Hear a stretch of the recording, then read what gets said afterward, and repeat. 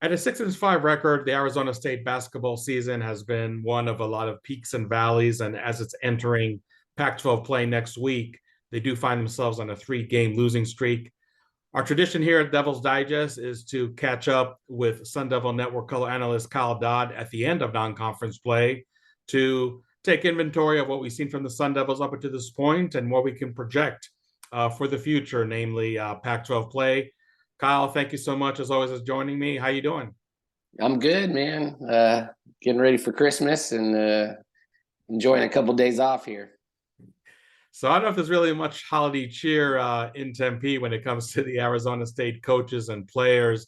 I don't want to take just a 65-46 loss to Northwestern, which probably was just a little bitter than the two losses that preceded it, just because it was in their backyard at the Footprint Center, home of the Phoenix Suns. University of Arizona was playing a doubleheader over there. That probably maybe was a little insult to injury for ASU fans that were there at the arena. But when you look at this 3-game losing streak, do you notice some constant themes that you've seen all throughout those trio of contests that have brought Arizona State to the point that it is right now? Yeah, I mean, yes and no. I think it's a little bit different every game as this team tries to gain an identity and learn about it themselves and each other and how to play with each other. But I think the last 3 games there is like a common denominator, if you want to call it. I think defensively was the one thing that they were so they hung their hat on early in the year, and really got them a couple wins, on the defensive end. Their defense created offense. And I think the last couple of ball games, it's slipped a little bit. I think the other team's ability, started with the San Diego game and then carried into TCU. The other team's ability to get to the rim, be able to, get in the lane and create havoc against your defense.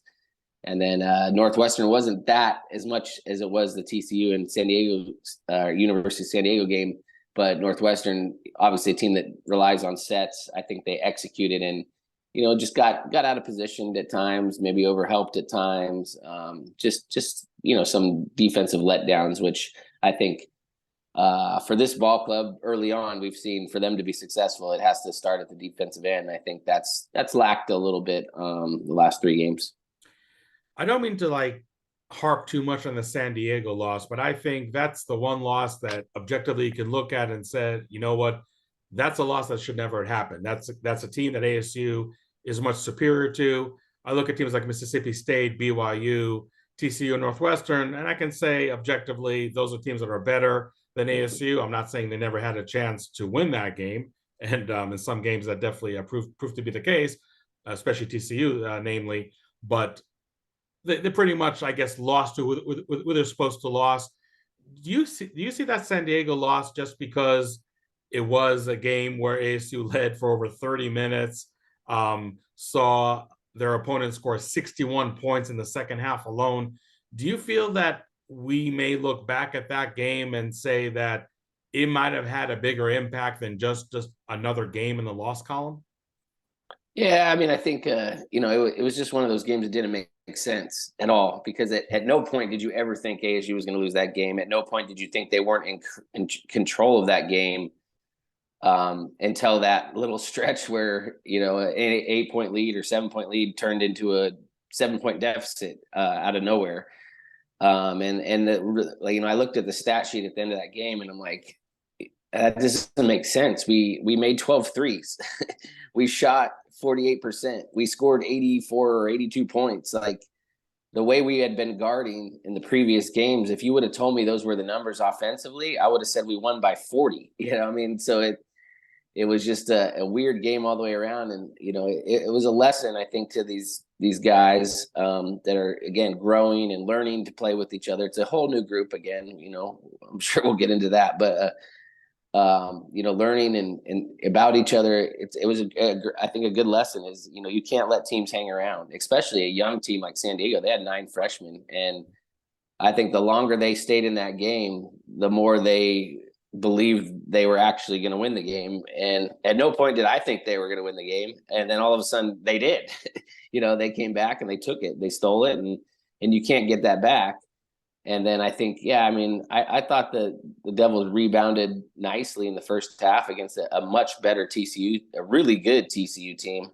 And obviously that got away from them in the second half. And then I just think, you know, from that point into the game against Northwestern the other night, I think it's a team that looks a little lost right now. To be honest, they look like they're lacking confidence. It looks like they don't know whether they trust each other, whether, you know, who's going to do what, who's going to step up. And I think it's just, you know, kind of the nature of college sports, you know, with so many new guys, it's like, who's going to step up and be a leader, you know, on the basketball team. We know Coach Hurley is going to bring it. We know the staff's, you know, they're going to fight. They're going to do everything they can to get this thing on track. But who within that, you know, roster, who in that locker room is going to step up and be a leader?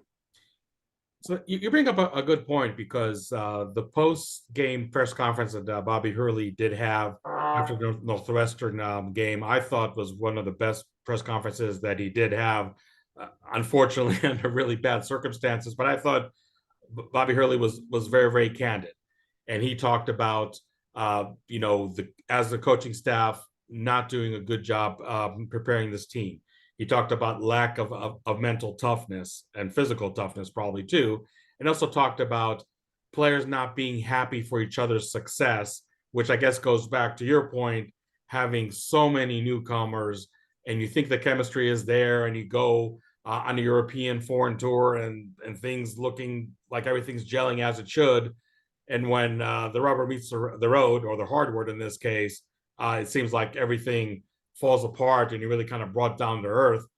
But Bobby Hurley, as he was taking blame, Frankie Combs was sitting right next to him, and Frankie Combs was just nodding no repeatedly, and then said what we thought he meant anyway, is that it's the player's fault, it's not the coach's fault. I know, Kyle, the easiest thing to say is like, okay, it's 50-50 players and coaches, but do you put the finger maybe tilting the scale a little more to one component over the other when you look at what the Sun Devils are going through right now? Yeah, I mean, it's tough, man, because you know me, Hode, long enough that I'm a players guy. I was a player, you know, so I'm never going to throw players under the bus. But you know, Coach Hurley, I've been around him long enough to know what he did in the press conference, what he said. And I agree. I thought it was one of his better press conferences, you know, since I've been here. I don't think he should have taken the blame, you know, for that loss, or like he did. But I think the main message here is he is gonna fight, and we are gonna. He said we're gonna find out in the next couple of weeks, you know, who wants to be here, and that's the truth.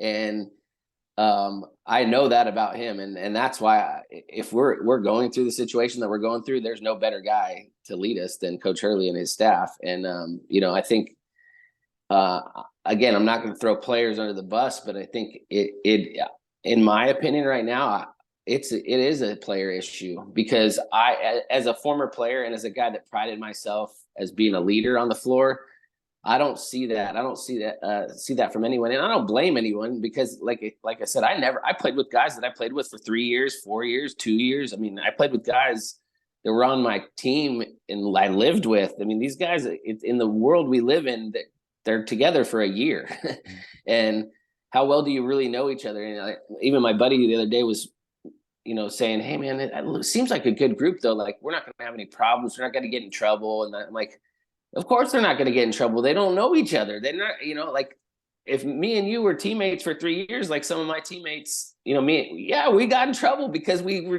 were boys and we threw water balloons at people off the balcony and we did stupid stuff, but that's just not college sports anymore. So, you know, I just think for me, somebody on that roster needs to step up and say, guys, you know, let's either pull together and get connected, or this could go very badly the rest of the year. And I think that's where I say, when it's a player issue, to me, they don't look connected. To me, they don't look like they trust each other. To me, I don't even know how much they like playing together. I mean, that's just me as a former player, not as an analyst, just watching.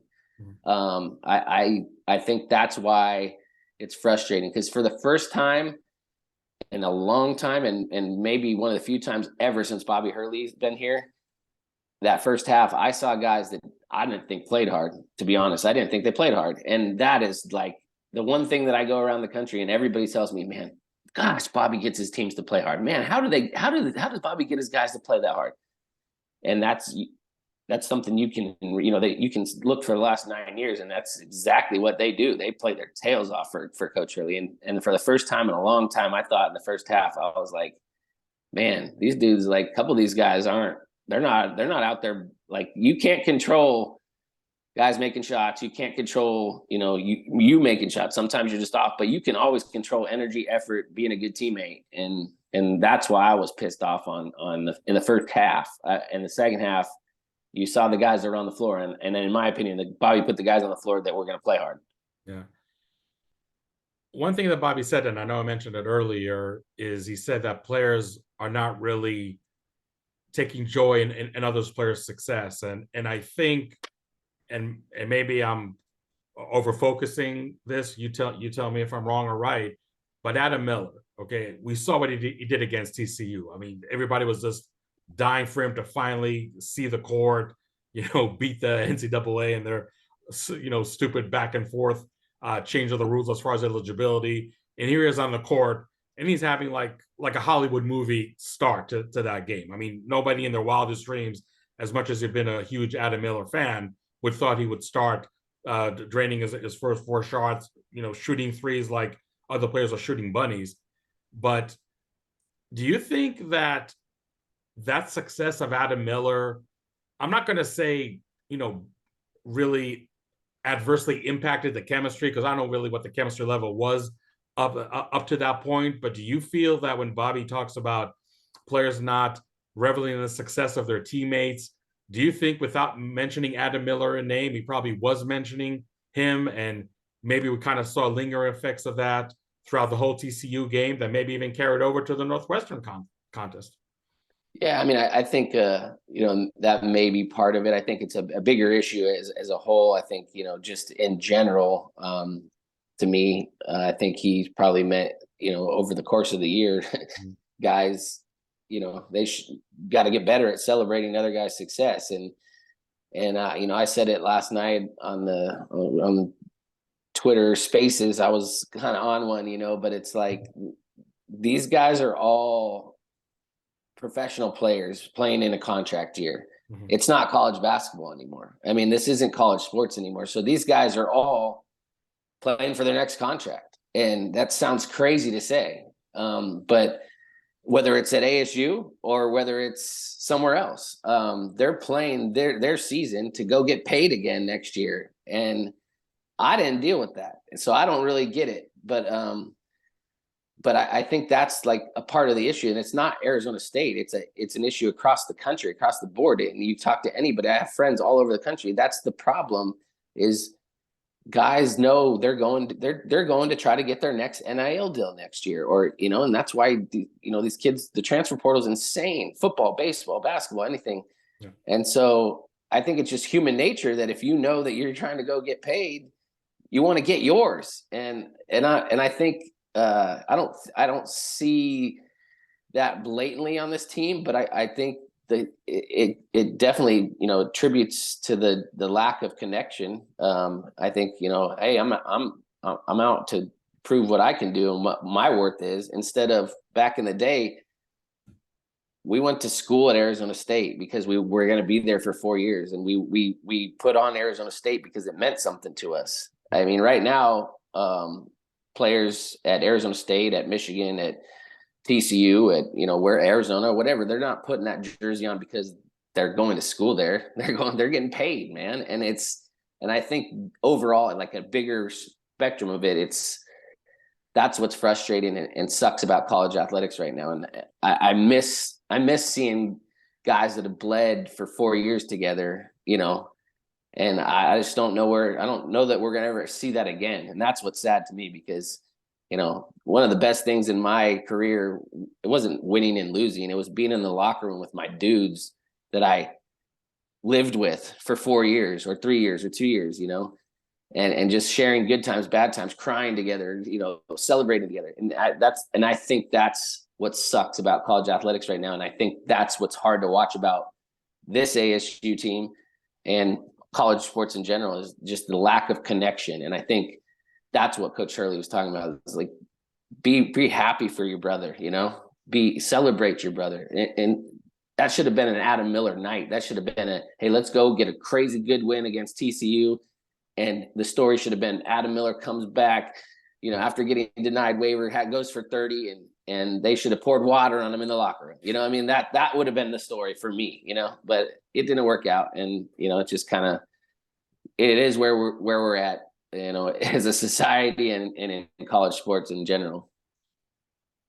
The complaint that I hear a lot from the Bobby Hurley detractors, and as a point guard, I would love to get, your perspective, is that Bobby Hurley's success, and especially last year, and even when they had the four game winning streak, was really more the defense generating the offense, tons of transition points.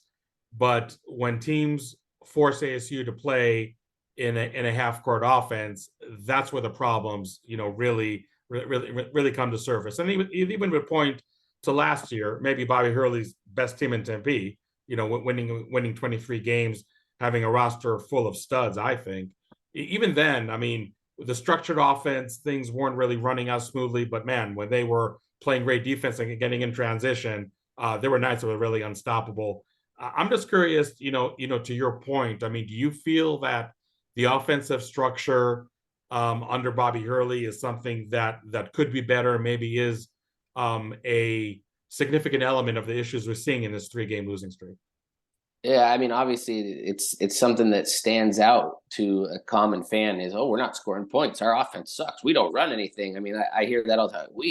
Bobby lacks the ability to run an offense. Like, well, guess what, guys? The freaking offense worked when we scored 73 points in the second half against Xavier with Shannon Evans, Trey Holder, and Cody Justice, who don't have the talent that we've had the last couple of years. So, like, I don't buy into the. I mean, the dude was arguably one of the best college point guards in the history of the game. He knows what he's doing on the offensive side of the basketball. My thing is he runs a style that is free flowing and allows players freedom. And guys that look at the guys who have had success, and most of his time here, we've led the league in scoring or been up there. So, like, pay attention. These guys that come and say, he doesn't know what he's doing offensively. Like, come on, man. Like, that's not it.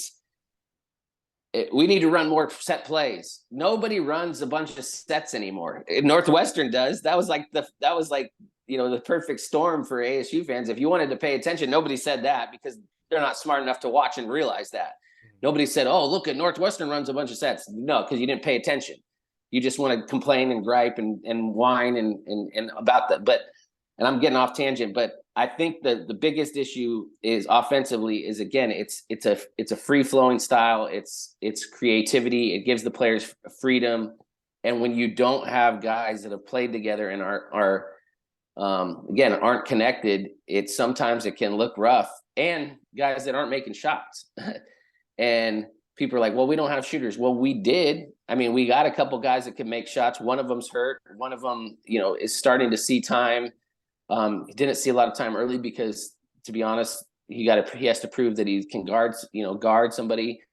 And then we got a couple guys that are shooters that are a shell of themselves and lacking confidence right now. And then we got a shooter back. So, in Adam Miller. And so I think those are all things that if it all came together, this could be a good offensive team. But right now, when they lack confidence, they're not shooting the basketball well, and they're not connected, and they don't trust each other, it's going to look ugly out there. So I don't think it has anything to do with the scheme. It's tough because, I mean, last year, look at it. We could be struggling in the half court, but guess what? DJ Horn or Dez could go get us a bucket, and that masked it. And I think that's the frustrating part. And I appreciate the passion that all the fans have, but if one more person tells me, we lack the ability to run an offense, like, dude, watch college basketball. If you really believe that, watch a random game on a Tuesday night, and we're running the same stuff that everybody runs. The game has changed. Nobody comes down and calls a play, America's play, cross screen, down screen, stagger. I mean, people run sets out of timeouts and that kind of stuff, but it's just not what we grew up with, So to that point, Kyle, do you think that Bobby maybe should change his approach? And I'm not saying run set plays for 40 minutes. Again, I know that's unrealistic, but maybe to incorporate that element more that by default can maybe really improve the chemistry that is lacking so much on this team right now. And look, with 10 newcomers, which is even a crazy number to say out loud, it's, I understand that the cohesiveness as much, again, you can talk about, looked great in the preseason. Once the season starts, it's a whole different story. But do you feel that maybe Bobby should change something with his approach and maybe not give as much freedom and maybe rein a little in, and maybe that can generate, some of the success that they're lacking right now at that end of the court? Yeah, I mean it's tough because again, you could, and he could probably control more, but that's early on. We can tell that's not this team's strength. Like we just talked about, they struggle in the half court. So why slow them down and force them to play that way?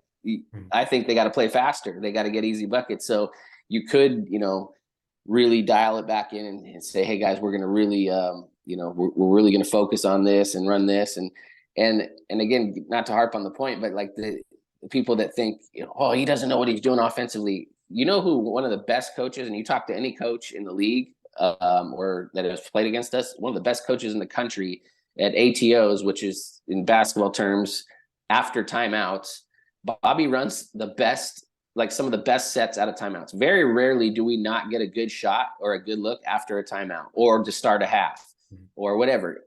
So he's drawing that up, guys. Like that's a set. But you in the scheme of things and in the world we live in college basketball, that's just not how the game's played anymore. We don't pass the ball in to the point guard. He doesn't walk it up, and we don't hold up number one. That just doesn't happen anymore. Like we don't run passing game. We don't put two guys on the elbow and two guys on the block. Okay, screen down, pass, screen away, pass, screen away. That's just not basketball anymore. And maybe if it was, maybe it would be fun. I mean, it would be he could, do some of that stuff, but it's just not how it's played. So we're doing everything that everybody else is doing, and I just don't see how much he could change. I mean, I think there's little tweaks that he does make in the games to try to make it easier on his guys, but ultimately, to me, again, I think it comes back to a chemistry thing and a trust thing and a basketball IQ thing. Like, can you read the way the guy's guarding? Can you read, like someone said last night, hey, it seemed like he was running a lot of plays for Frankie to split the ball screen. Like, that's not a play. I promise you, Coach Hurley didn't go, hey, guys, here's what I want. We're going to set a high screen for Frankie to split the ball screen. That's a read. That's Frankie coming off and going, oh, this dude's hedging high. This dude's hedging flat. This dude's doing this. He reads that as a guard. That's not a play, So, and that's the thing. I think basketball right now, and college basketball especially, that's just the style, man. You don't have traditional bigs anymore. You just got stretch guys. So it's 5 out, nobody in, and you're running a free flowing motion, and you're running a different angle ball screens. There's no more side ball screen pick and roll. I mean, they do that, but that was the only time you did a set of ball screen back in the day. Mm-hmm. We talked about all the stuff that's not going right for Arizona State, but let's maybe focus on a positive. If you did see one over these 11 games, is there any team aspect that has been a positive? Maybe even one player that you felt, even through these peaks and valleys, has been pretty consistent, and maybe somebody that you're excited to see what it can do in the latter half of the season? Yeah, it's very rare because of the landscape of college sports. It's very rare that you talk about freshmen anymore, guys that are coming out of high school. But yeah. I mean, like it was a bright spot for me the other night, and he's been a bright spot in a couple of games. But like a guy like Akil Watson, you can see his confidence. He's gaining confidence. He's still running around like a chicken with his head cut off a little bit, but like that's okay when you're playing hard. He makes up for mistakes by playing hard and then laying it on the line. And same with Braylon Green when he gets in there. These guys are just get out there and Braylon's guarding his butt off and stuff. So I mean, for me, that's what I'm enjoying right now, is watching those guys get better. And then obviously we got 3 guys that came back: Jemiah, Frankie, and Zoe. And in my opinion, they've all had bright spots, but in my opinion, that's where it starts. I mean, if we're going to find leadership, it's got to be from, Frankie's your point guard. He runs the ball club, and he's a guy that's been here. So, he needs to step up and be a leader. And then, but I mean, there's been a couple bright, obviously getting Adam back. There's been a couple bright spots, but for me, it's just such a weird time in college sports in general. So I'm enjoying the little things, that maybe somebody doesn't notice, but like a guy like, Akil Watson getting some significant minutes and playing his tail off. That was, in a really weird, bad game to watch. That was fun to watch for me.